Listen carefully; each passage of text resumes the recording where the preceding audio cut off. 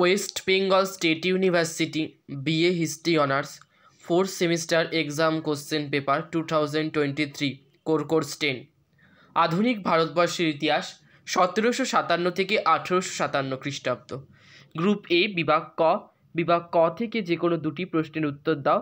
প্রতিটি প্রশ্নের উত্তর 250 শব্দের মধ্যে রাখা বাঞ্ছনীয়। 1. পলাশী লুণ্ঠনের ওপর একটি সংক্ষিপ্ত টিকা লেখো। 2. কর্নওয়ালিস কোড কী ছিল? 3. সত্যবিলোপ নীতির ওপর একটি সংক্ষিপ্ত টিকা লেখো। 4. বাংলার ওহাবি আন্দোলনে তিতুমিরের ভূমিকা কী ছিল? 5. হিন্দু বিধবা বিবাহ আইন এর ওপর একটি টিকা লেখো। গ্রুপ বি বিভাগ খ থেকে যে কোনো দুটি প্রশ্নের উত্তর দাও। প্রতিটি উত্তর 400 শব্দের মধ্যে রাখা বাঞ্ছনীয়। 6. ঊনবিংশ শতাব্দীর প্রথম ভাগে ইঙ্গ-শিখ সম্পর্ক আলোচনা করো। 7. ভারতীয় অর্থনীতিতে সম্পদের বহির্গমনের প্রভাব ব্যাখ্যা করো। 8.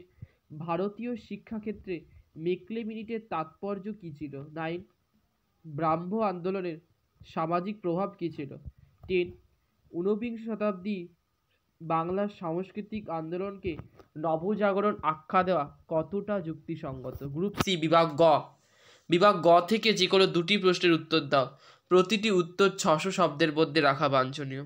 11. ভারতবর্ষে কোম্পানির শাসন ব্যবস্থায় রেগুলেটিং অ্যাক্ট এবং পিটস ইন্ডিয়া অ্যাক্ট বা পিটের ভারত শাসন আইনের তাৎপর্য বিশ্লেষণ করো। 12. ঊনবিংশ শতাব্দীর দ্বিতীয়ার্ধে ভারতীয় কৃষির বাণিজ্যকরণ প্রক্রিয়া আলোচনা করো।